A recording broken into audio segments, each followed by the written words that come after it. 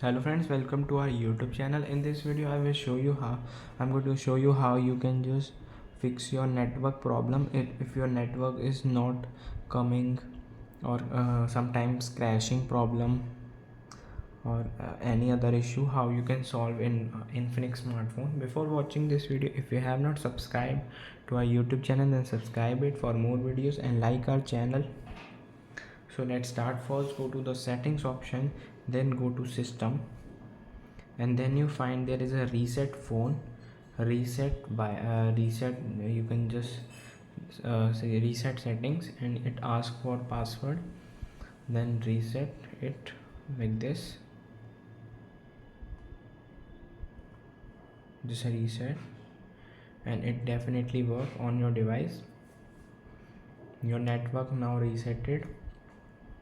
I hope you like this video. If you like this video, then subscribe to our YouTube channel and like our video for more videos. Thanks for watching.